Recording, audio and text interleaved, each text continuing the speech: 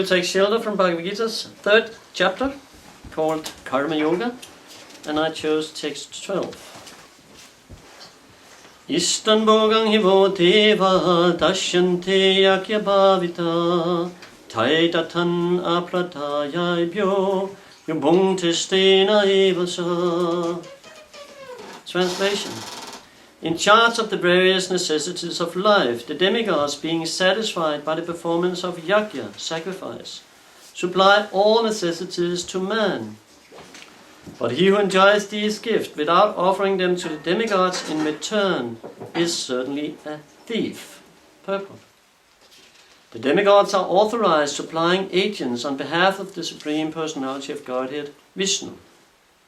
Therefore they must be satisfied by the performance of prescribed yajnas. In the Vedas there are different kinds of yajnas prescribed for different kinds of demigods, but all are ultimately offered to the Supreme Personality of Godhead. For one who cannot understand what the Personality of Godhead is, sacrifice to the demigods is recommended. According to the different material qualities of the person concerned, different types of yajnas are recommended in the Vedas. Worship of different demigods is also on the same basics, namely according to different qualities. For example, the meat-eaters are recommended to worship the goddess Kali, the ghastly form of material nature. And before the goddess, the sacrifice of animals is recommended. But for those who are in the mode of goodness, the transcendental worship of Vishnu is recommended. But ultimately all yajnas are meant for gradual promotion to the transcendental position. For ordinary men, at least 5 yajnas, known as Pancha Maha Yajna, are necessary. One should know, however, that all necessities of life that the human society requires are supplied by the demigod agents of the Lord. No one can manufacture anything. Take, for example, all the eatables of human society. These eatables include grains, fruits, vegetables, milk, sugar, etc., for the persons in the mode of goodness, and also eatables for the non-vegetarian like meats, etc., none of which can be manufactured by men. Then again, take for example heat, light, water, air, etc., which are also necessities of life. None of them can be manufactured by human society. Without the Supreme Lord there can be no profuse sunlight, moonlight, rainfall, breeze, etc., without which no one can live. Obviously our life depends on supplies from the Lord. Even for our manufacturing enterprises, we require so many raw materials like metal, sulfur, mercury, manganese, and so many essentials, all of which are supplied by the agents of the Lord, with the purpose that we should make proper use of them to keep ourselves fit and healthy for the purpose of self-realization, leading to the ultimate goal of life, namely liberation from material struggle for existence. This aim of life is attained by performance of yajnas. If we forget the purpose of human life and simply take supplies from the agents of the Lord for sense gratification and becomes more and more entangled in material existence, which is not the purpose of creation, certainly we become thieves, and therefore we are punished by the laws of material nature. A society of thieves can never be happy because they have no aim in life. The gross materialistic thieves have no ultimate goal of life. They are simply directed to sense gratification, nor do they have knowledge of how to perform yajnas. Lord Caitanya, however, inaugurated the easiest performance of yajna, namely the Sanga yajna, which can be performed by anyone in the world who accept the principles of Krishna consciousness.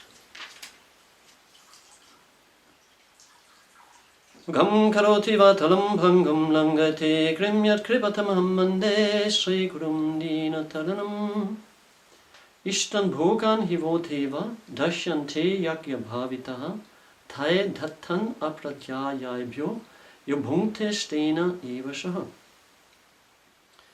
In charge of the various necessities of life, the demigods, being satisfied by the performance of yajna, sacrifice, supply all necessities to man. But he who enjoys these gifts without offering them to the demigods in return is certainly a thief.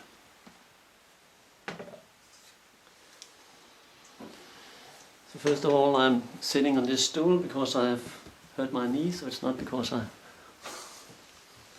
racing to the skies. So we are all dependent on the demigods in every move we make. And the demigods are ultimately completely dependent on the Supreme Personality of Godhead. So that's part of life. This is materialistic life. We are all dependent. We are very small. We are Anu. Whereas Krishna, the Supreme Personality of Godhead, is Vibhu. He is the origin of everything. He is very, very great. And our nature is we need shelter. Prabhupada mentioned here so many items in material nature we need every day, like food, wind, sun, rain, all these things. How long is it now we haven't had rain? More than a month, isn't it? Oh, we had one night. We had a little 1 millimeter or something, 10 millimeters. But a long, long time no rain. Imagine this continues for 1 more month, or 2 more months, or 3 more months, or maybe 1 more year. Could it happen? Is it possible? So Krishna is supplying the rain. Krishna is supplying all the food we have every day. Living in a farm, you become very Krishna conscious actually, because you see, you go and you plant a seed in the ground, and all of a sudden a cauliflower comes up, or a bunch of potatoes, or peas and celery, or whatever, all kind of pastinak and all kind of things just comes up of the ground. But often we don't think. We don't see behind. We just think, no, this is normal. Or we go and buy it in the supermarket, right? This is a carrot. Right? I go and buy a carrot. But do we really think where it's coming from? What a miracle it is that Krishna is presenting. You just put a seed in the ground and then up comes a carrot. And now the demons, well, for many years, I think since the 20s, they're creating all kind of artificial vitamins.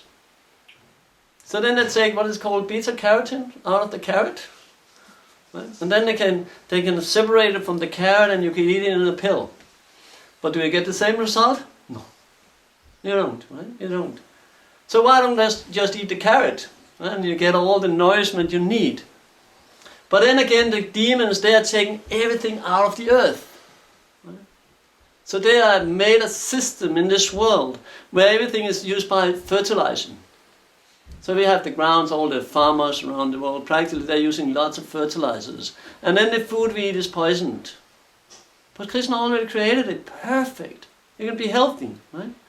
Grow your own food, have a cow, get some milk, everything is perfect.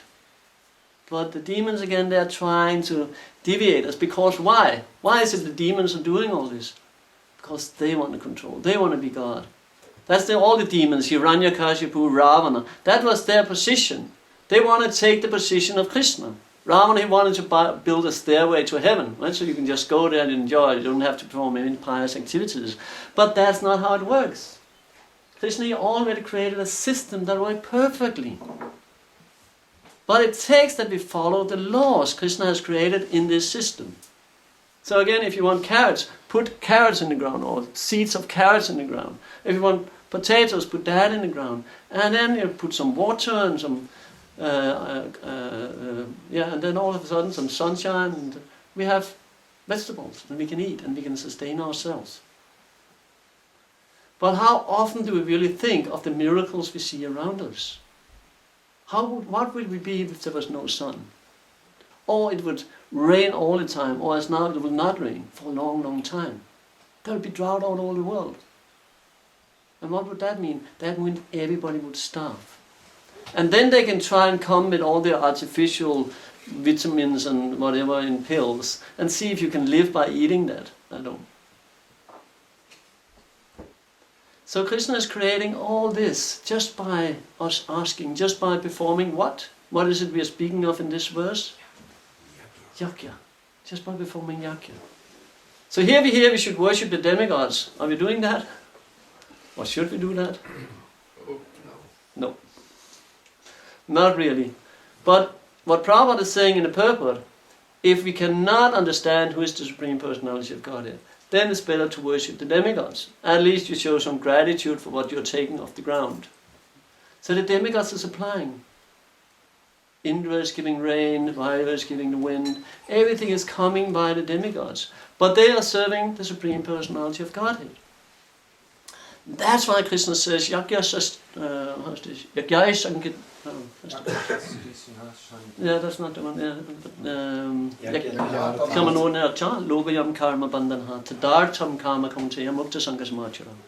That we have to perform yajna. It's necessary for human being to perform yajna. Otherwise, what are we doing? What Prabhupada is saying here, we are thieves. We are stealing what is not really ours. So Krishna is supplying for everyone. Prabhupada said, we heard, was it the day before yesterday, we heard Prabhupada.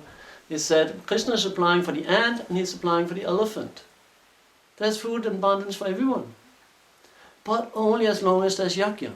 If there's no yajna on the planet, then Krishna stops everything. Or the demigod stops, as we hear from Bhagavatam. The Prithu Maharaj had to come and take care again because there was no real yajnas being performed. So Mother Earth, she said, then I will not give any grains. Then I will not give any vegetables. So she stopped the whole thing, there was no production. And all the inhabitants of the earth, they went and they prayed to Lord Brahma, please help us. And Lord Brahma, he went to Lord Vishnu and said, please help us. And then Krishna arranged again, okay, Mother Earth start giving grains. So we are not worshipping the demigods, we are going directly to the source of everything. Sarva Karana Karanam. Krishna is the source of all the demigods.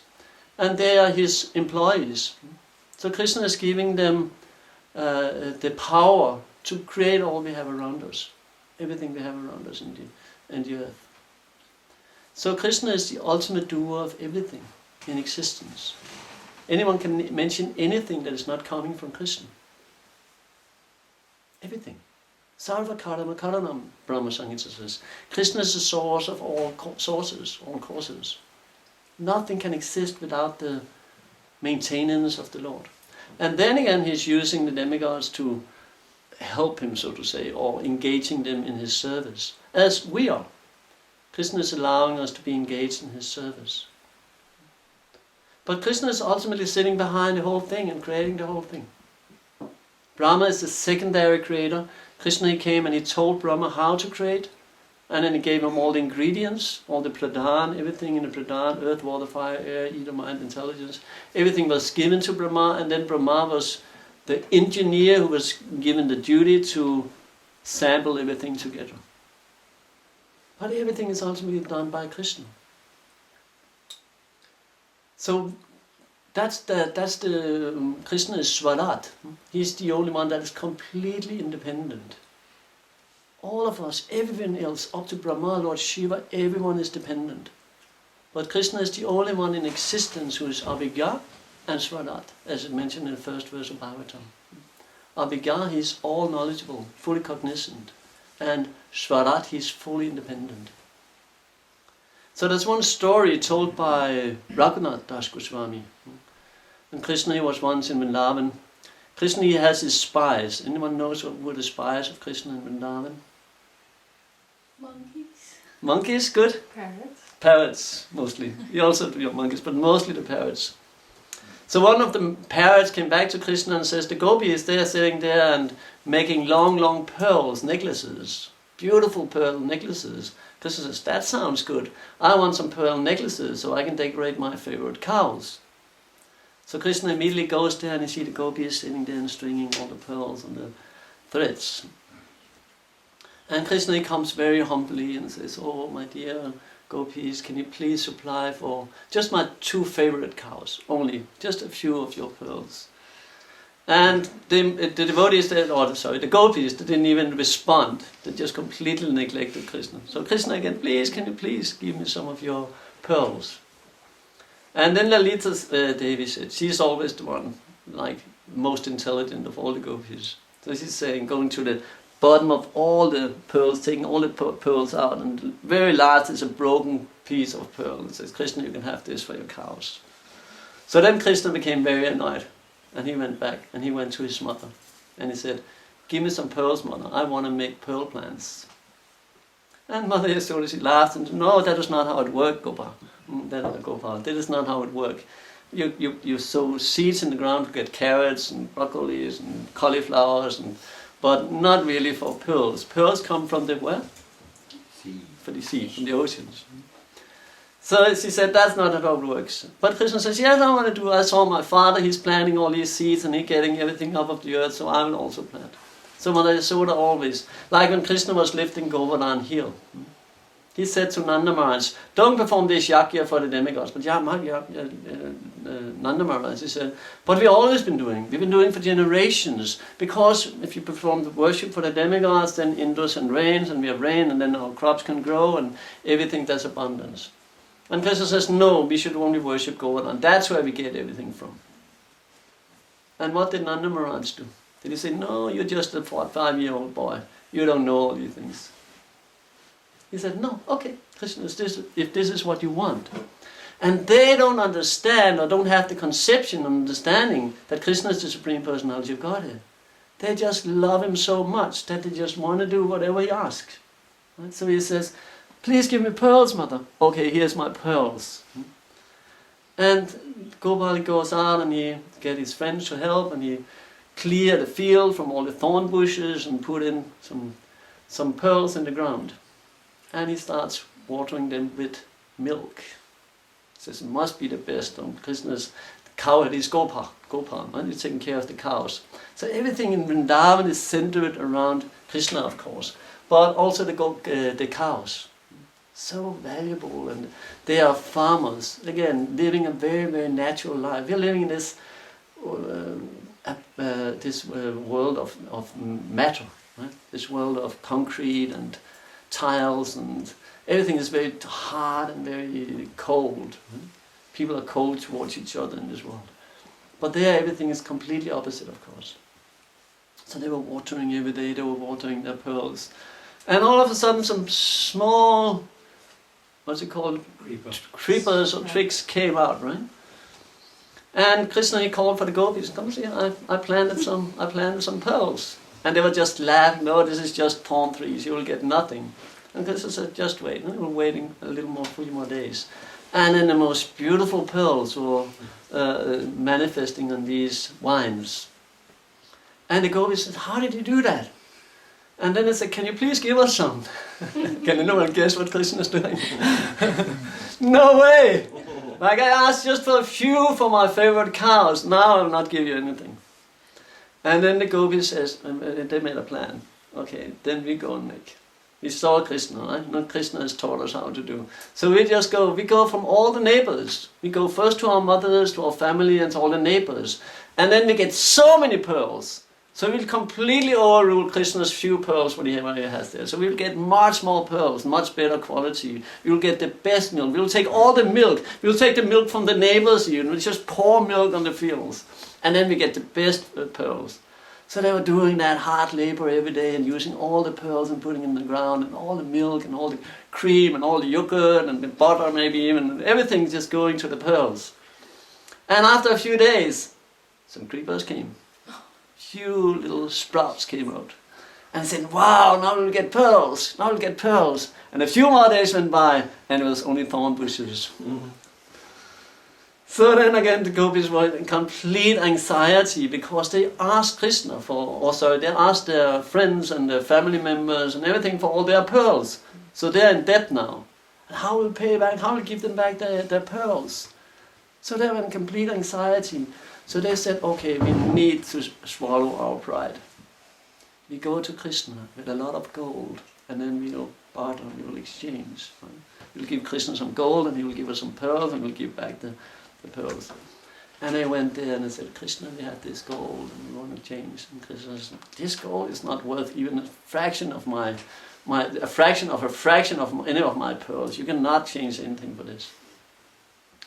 And Raghunath Goswami, he goes very much in detail on how the barter was going on and how Krishna was sitting there very nonchalantly and taking the pearls from one basket to the other and gradually the sound running through his hand and making nice sounds, and he was sitting with all this, no, I'll not sell for that. If you can. And then he said, okay, I'll make one garland, I'll make one pearl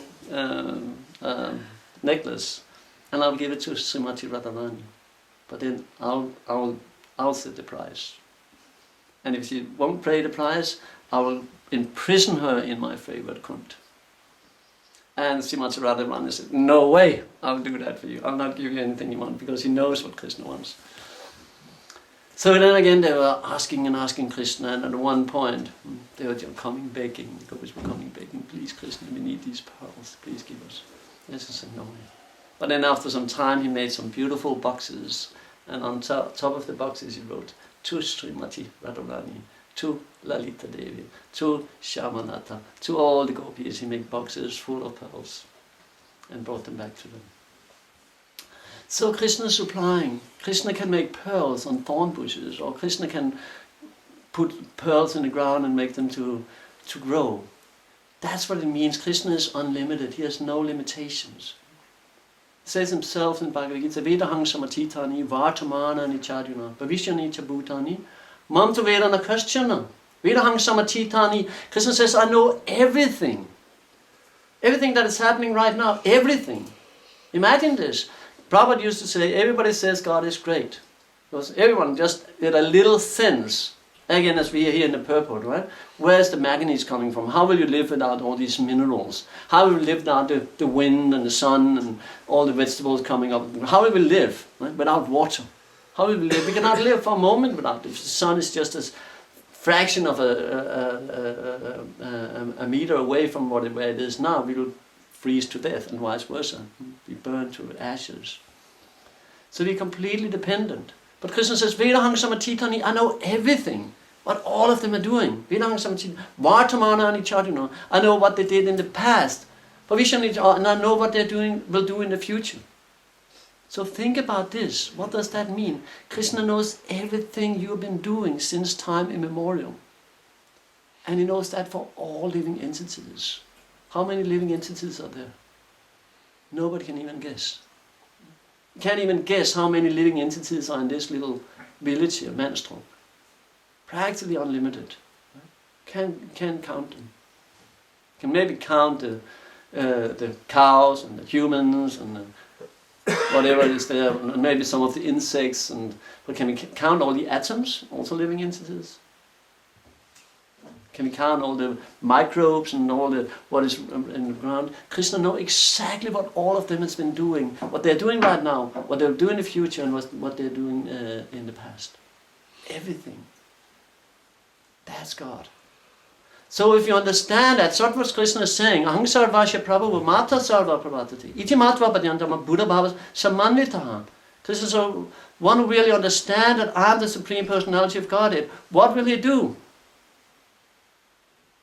He will worship me with all his intelligence, all his heart, all his body. And that's Yakya. This is what Krishna is speaking about here. That's Yakya. And he says, because it's about worshiping the demigods, and he ends by saying that it should be done for the Supreme Personality of Godhead. And what is the best Yakya? You know, guesses? Sanga Yakya. Right? What we did yesterday. Right? Dancing in the streets in front of thousands of people. What happens to these thousands of people who heard the holy name yesterday? They're on their way back home, back to Godhead. The seed is sown in their heart, little creeper. Little creeper of devotion is planted within their hearts. And it just takes a little what? Water? A little fertilizer? It takes a little water of more chanting. Shravanam Kirtanam, as Guru Krishna was saying. It just takes a little more. Right? Next time they hear Hainam, oh, I remember I heard that before. That was very nice. Right? So then they start thinking, what are they doing? Why are they looking so happy? Why am I so morose? And why are they singing, walking around the streets singing? Right? They are monks. They are rejecting everything in this world. Are we? Not really. Because Krishna is supplying, because we are performing Yakya. I can see now it's different, because now I'm in a different ashram, but before, for practically 22 years, I wasn't working, but Krishna was supplying. Every day I got plenty of food, right? Plenty of shelter. Krishna is supplying. Again, Prabhupada said, if Krishna is supplying for the elephant and the ant, why not, Prabhupada said, for a few days ago in the lecture, why not for the devotees? Will he not supply? if we perform the real yakya. Krishna Vanam Trisha Krishna Sanga Pangasta Parshadam Yakyai Sankirtana Praya Yayanki Hi Sumedasam. Sumedasam means intelligence or brain substance. And Sumedasam means one who has a lot of it. So what the verse is saying, that those who have a lot of brain substance, those who are intelligent, Sumedasam, what are they performing? Yakya. Yakya Sankirtanai Prayai. What kind of yakya? Sankirtan yakya. Going out giving people Krishna consciousness. And who are they worshipping? Krishna Vanam. One who is always chanting Krishna Vanam, these two syllables, Krishna. Tvisha Krishna. He's not blackish, he's not Krishna. What is he? He's Tvisha. He's golden. Krishna Vanam Tvisha. Sanga Pangasta Parsanam, and it comes together with all his weapons and his associates to teach this Sankirtan Yakya. Who is that? Lord Chaitanya Mahaprabhu. He came and he gave this method of just by giving Krishna consciousness to other people, you're liberating yourself. And you do it by the easy way of singing and dancing. Or we are sitting in our home on our Java beats. Is that Sankirtan? It is, in one sense, if we are doing it together with others, it's Sankirtan. It's Kirtan. And if we're doing it together with others, it's Sankirtan. How many times does the sound vibration go around the world? 7 times. 7 times around the world, just you say Hare Krishna. That's powerful. So that's what we've been given. We've been giving the solution to all the problems in the world. There's quite a lot of them. Because it's ruled by the demon. As Prabhupada says here in Kali Yuga. And says people are worshipping in Kali Yuga. Kali. Right? And how they can offer meat to her. But does that mean they're not getting reaction? Prabhupada actually mentioned in the story with Rahukana in Bhagavatam. Where he says that because they were worshipping Durga Devi. And Prabhupada says even still they're getting the reactions.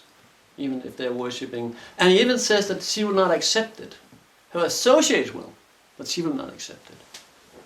So she's accepting it but for her associates. So just by this easy process, just chanting Hare Krishna, that's what we've been given. Chaitanya Mahaprabhu came and gave. Chanting Hare Krishna, you can do it anywhere. Nam nama kari bahudha nitya sarva shaktis. There's no hard fast and rules, no rules. No specific times, you don't have to do anything else. Everyone can do. So we can just take that shelter, and that's the highest yakya, and everything will be supplied. But if we don't, and again, the more we spend time on Maya, and the less we spend time on Krishna, the more Maya we will get necessarily, naturally. Krishna says, "Yatamam papatyante tamsadaiva." I'm reciprocating. So even this world is looking crazy and more crazy every day because the demons are ruling. If we are performing our duty, if we are doing what we should do, then everything is taken care of. So we have the ability to change the whole way of this earth. We have that ability. We have been given that by just chanting Hare Krishna and engaging in devotional service. And this old pearl story, that's really like if you sow anything else, what will you get? Twigs. But if you completely depend on Krishna, then Krishna will see that the beautiful pearls are coming. Beautiful pearls of associating with Krishna are becoming purifying all the anatas from our heart. Easy process of Krishna consciousness. Otherwise, we're just part of this material world. And we'll go on birth after birth after birth after birth. And Kali Yuga is progressing, it will be even worse. We hear about in later cantos of Bhagavatam how it will be. So even now it's already strange and violent and crazy enough. But it will only get worse unless enough people are taken to the process of Krishna consciousness. So I think I'll stop there. Any comments or questions? Yes? Thank you, first of all. I'm thinking, if we don't understand Krishna, we have to worship the devas. So what kind of understanding do we need to have in order to not have to do that? What aspects of Krishna, or what does Prabhupada mean? Good point. It says Adau Shraddha Tata Sadhu Sanga, so it just needs a little faith. So but before we can get faith, we need to know something. That was the problem with the four Kumaras and the like. They didn't have knowledge about Krishna. They were very pious and even to some degree transcendental, but they didn't really have knowledge of Krishna. But their only fault was that they hadn't heard. But many of those who have heard still don't want Krishna in their life. So it takes this little part, what Prabhupada constantly again and again mentioned as surrender. Because we've been trying to turn our back to Krishna for millions of lifetimes. That's why we are here now, in this tabernacle we are in. Right? So now we are approaching Krishna. So that goes for everyone. Just this little shraddha.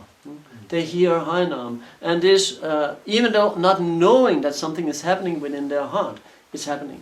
This seed is sown in their heart. So it's not just lying there waiting. Like, many seeds can lie in the ground for years. 10 years and sometimes more. And then when there's enough water, all of a sudden it sprouts. So it's the same with the Bhakti Lada Bija. It can lie there. They just hear Harinam, Agata Sukriti. And they get this little seed sown in their heart. Brahmanda Brahmate Kona Bhaktivandiva. Not just little Guru Krishna Prasada Bhaya Lada Bija.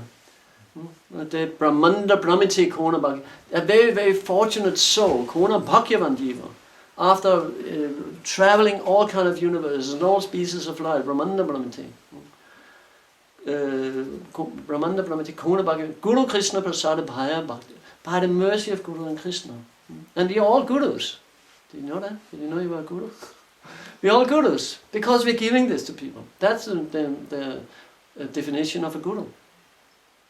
It doesn't have to be one who's wearing a thunder stick or... So everyone giving this, and then people, they have to show this little, at one point, the seed is there in their heart, and then they have to act upon it at one point. They have to do something voluntary, and that's where Krishna is saying, now, they are my devotees.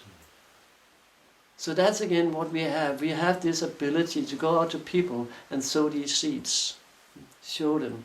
Or do it ourselves. Sow this, make the seed very powerful in our own hearts. Strengthen the Bhakti Lada Bija.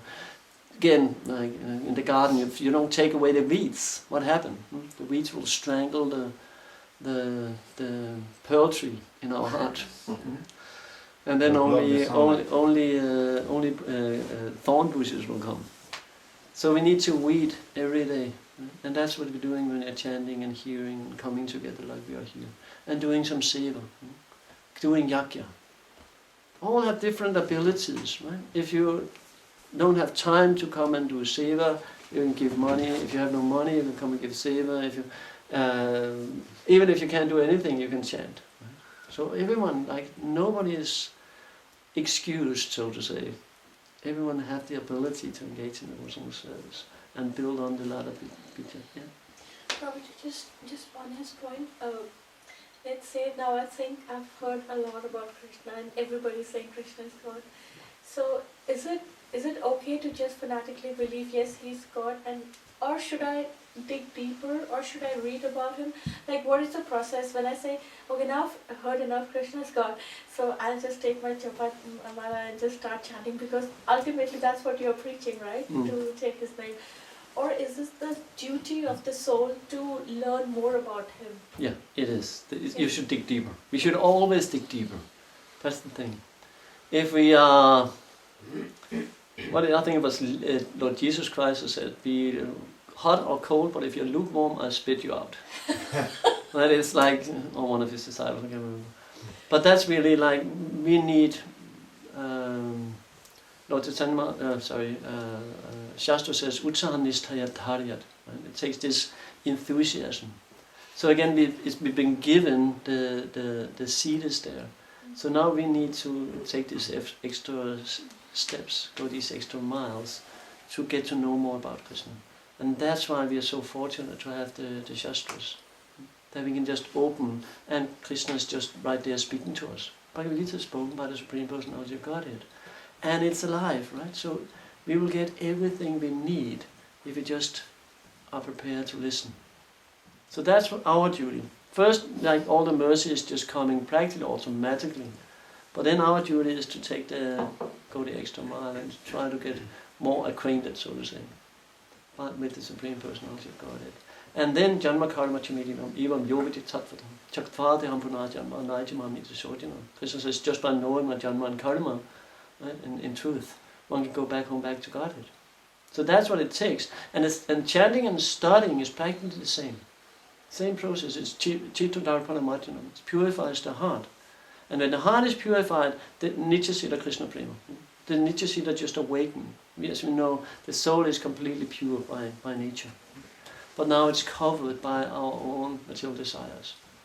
So they're just removed, like a person smoking cigarettes. Right? In the beginning it might be difficult to give up, but if you give it up, at one point you never want to go back. I was before I don't know, 40 years ago maybe, I was smoking 30 cigarettes a day. But now I wouldn't smoke one, right? Actually, I'm just in a room with persons smoking cigarettes. Well, it smells, right? Because there's so much ignorance. So naturally, like the heart is purified if we endeavor. Like Utsahan, it shows some enthusiasm in our devotional service. Did you have a comment? It's also that our intelligence, which we require to reach the Brahma Bhuta platform, needs to be nourished by philosophy and logic, things like that. So I can't be passive and say, okay, everybody says they must be right, so let me No, just... it is right, but there are so many instances in life where you need good intelligence to do Krishna's bidding. So for that you need the Shastra. When you reach Brahma Bhuta, you can put Bhagavad Gita down. Or Krishna Prema at least. Yeah. Then you can put it down. Yeah. But then you don't want to put it down. That's the thing. No. I want more. Like now I understand, because now we don't understand, but when we get to that point we understand. So now we want to know more. Yeah. Krishna says maybe you don't need the philosophy. Yeah. I mean, like the definitions of Prakriti and... Yeah. But you wouldn't be without the leelas. No? Just want to get more and more about Yeah, Krishna. they're like... Yeah. And that's really a sign of health, right? Mental health. That like you want to have more of. One thing is the cure. Bhavausa, that's Chuttaminobidaman, right? It's the cure for material existence.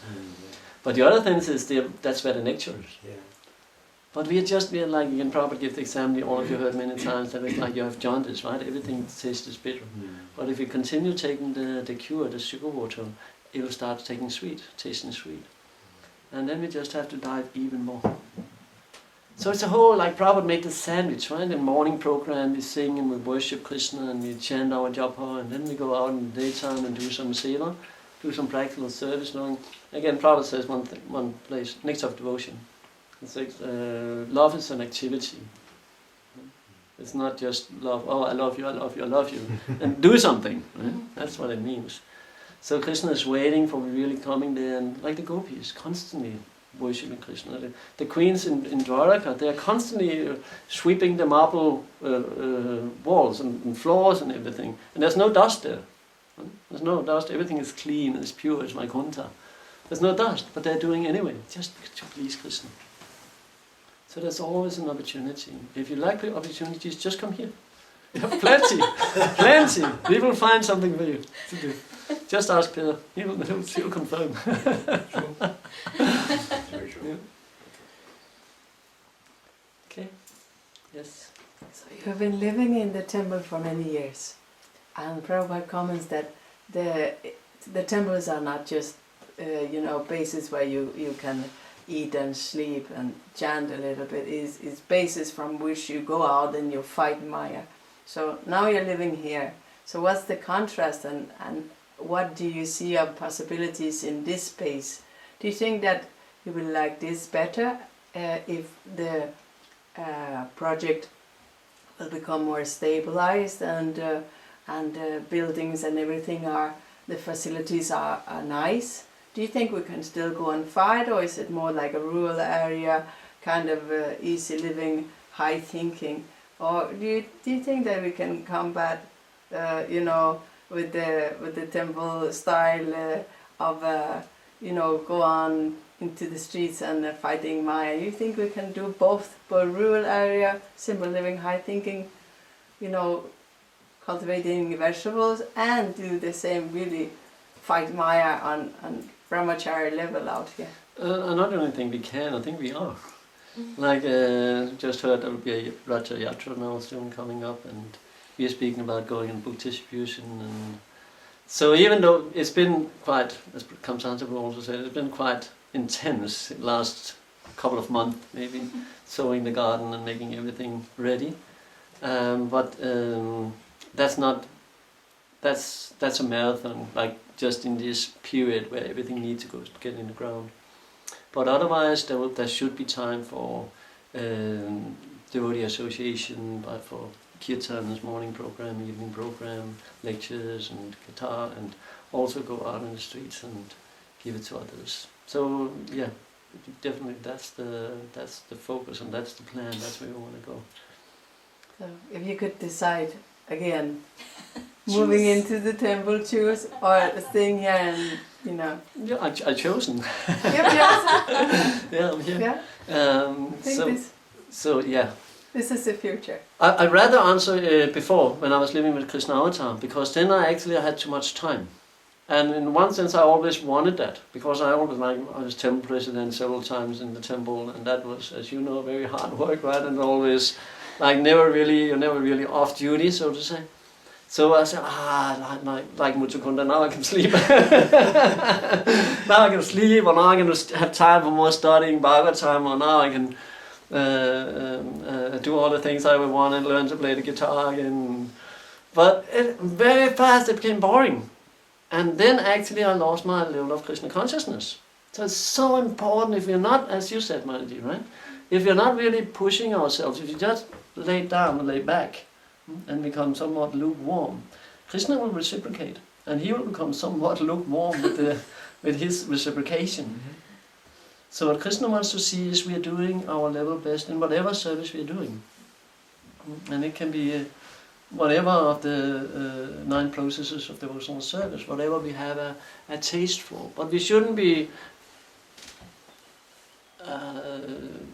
we should be ready to go outside our own limits. If you like kirtan, do a lot of kirtan, but do other things also. I would also say that brahmacharya ashram is necessary for a certain period of time, and then mostly 90% of all brahmacharis, they need to transgress into the grihastha ashram to develop further. So it's not like this or that. It's like both are required on a progression of a devotee's life. Yeah. Both are required, and preachers in the grihastha ashram can be as powerful, if not more, than some of those in the renowned ashram, or vice versa. So I think it's his time in the grihastha ashram. Yeah, to many surprises, including my own. Mm-hmm. That's good. Yeah, it's good. It's very good. Next level. Prabhupada, Yeah. No regrets at all. there was like, someone said to Prabhupada, if now I'm a grihastha, so I fell from the brahmacharya ashram. Then Prabhupada said, that's not possible, because the brahmacharya ashram is the lowest.